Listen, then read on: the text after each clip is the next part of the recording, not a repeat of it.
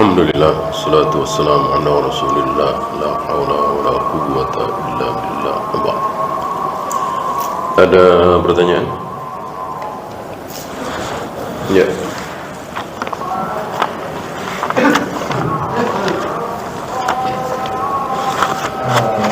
Mengenai sholat sudah dilakukan pada kaki Nabi sebelum Nabi Muhammad SAW. Ya. Kondisi apakah tiap-tiap Nabi itu memberikan tuntunan kepada umatnya bahwa sholat itu begini seperti waktu zaman Nabi? Apakah sholatnya itu bebas atau bagaimana? Terima kasih. Kalau ada aturan pasti nggak mungkin seorang Nabi membebaskan umatnya. Silakan sholat pakai cara masing-masing, boleh ngarang. Ayo, silakan, nggak mungkin. Ya pasti mencontoh nabinya, gitu. Nah, hanya pertanyaan antum selanjutnya, apakah sama dengan cara sholat kita, cara sholat Rasulullah Muhammad SAW? Rukuk seperti itu, sujud seperti itu, i'tidal seperti itu. Tidak ada dalil yang sharih, tapi setidaknya ada kinayah. Setidaknya ada dalil yang tidak sharih. Sharih bukan sahih ya. Sharih tegas jelas bahwa para nabi, para rasul salatnya persis seperti salat kita, nggak ada. Tapi dalil yang menunjukkan tanda bahwa salatnya para nabi, para rasul dengan salatnya Rasulullah SAW sama. Mana dalil? Mana dalil? Yaitu Rasulullah Muhammad SAW pernah mengimami seluruh para nabi, para rasul di Masjid Ilya itu.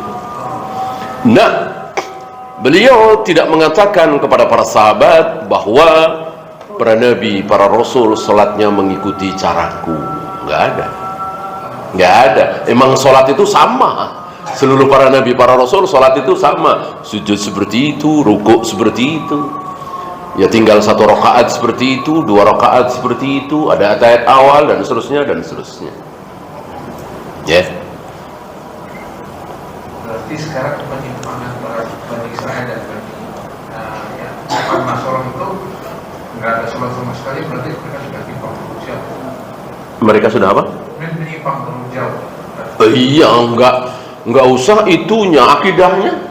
Mosok sampai Allah punya anak, lebih jauh lagi. Sekedar nggak sholat, nggak puasa, luar biasa, dahsyat. Ini lebih dahsyat lagi, Allah punya anak. Anaknya namanya Nabi Isa atau Yesus. Kalau yang Yahudi, anaknya namanya Uzair. Ini kan dahsyat sekali, sangat dahsyat sekali. Maka mereka tidak sholat, tidak puasa, makan babi, segala macam, kecil. Orang yang luar biasa gede aja mereka lakukan, gitu ya. Apa hukum membacakan Al-Quran di pembukaan acara-acara tertentu? Butuh dalil ya. Apakah Rasul, para sahabat ketika ada satu acara melakukan ini? Ya. Kalau tidak ada, ya kita tunggu sampai ada. Ada dalil. Saya tidak mengatakan nggak ada. Siapa tahu ada, saya nggak tahu. Antum belum tahu mungkin. Ya, sudah tunggu sampai ada. Ada seorang ulama atau seorang tulab, ada nih hadisnya sahih di Sahih Muslim. Ya sudah, kita amalkan. Mudah. Jangan seperti saudara-saudara kita, belum tahu dalilnya, belum tahu ayatnya, belum tahu hadisnya, langsung mengamalkan. Taklid. Begitu dikatakan itu nggak ada dalilnya, itu bid'ah, marah-marah. Atau nyari-nyari dalil. Nyari-nyari dalil sekenanya. Nah, ini penyakit kaum kita. Beramal sebelum cari ilmu. Harusnya berilmu dulu sebelum beramal. Apakah dalam penguburan mayat di halaman masjid terdapat perbedaan pendapat ulama? Ada yang membolehkan dan ada yang melarang. Mungkin, saya tidak tahu. Tapi dengan ucapan Nabi SAW sudah cukup. 4 atau 5 hari sebelum Nabi wafat, beliau sering ucapkan kalimat ini Dan 4 hari sebelum wafat beliau ulang lagi didengar oleh Aisyah. La'anallahu al-yahuda wan nasara. Allah mengutuk, melaknat Yahudi dan Nasrani. Kenapa?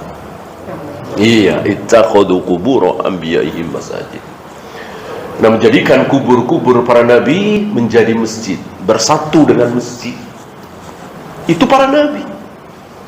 Gimana kuburan yang biasa? Seorang nabi saja tidak boleh dikubur di masjid. Saya kira udah cukup nih. Seandainya ada ulama yang berpendapat lain, ya tentu nggak ada harganya. Ya, jatuh. Walaupun sekali bersiapapun. Sekali berimam Syafi'i, sekali berimam Bukhari, sekali berabu Hanifah, bahkan sekali berabu Bakar dan Umar. Kalau bertentangan dengan sabda Nabi, jangan dianggap mudah. Ya. Hanya kadang-kadang kita kurang berani.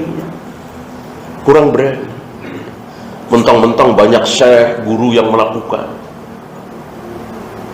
Seperti tidak memakai pakaian ihram padahal mendarat di Jeddah. Ini kan dalilnya udah jelas.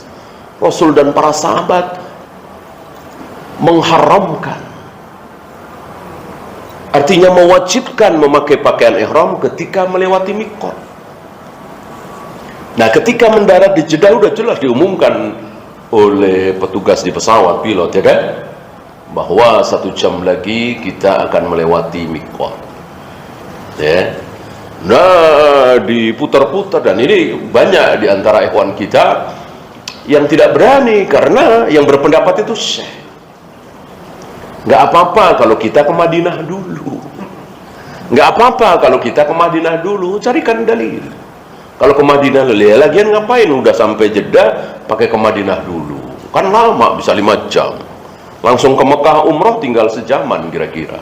Ngapain ke Madinah dulu? Ya, dan seterusnya. Hari ini betul-betul manhaj itu harus kita kuatkan. Istilah Nabi, gigit dengan gigi geraham. Jangan takut dengan ulama fulan, syekh fulan. Kita hanya takut dengan qala Allah wa qala Rasul. Bolehkah akad jual beli order daging sapi, pembayaran setelah daging itu tersedia sekitar 1 bulan dari pemesanan tanpa DP? Berarti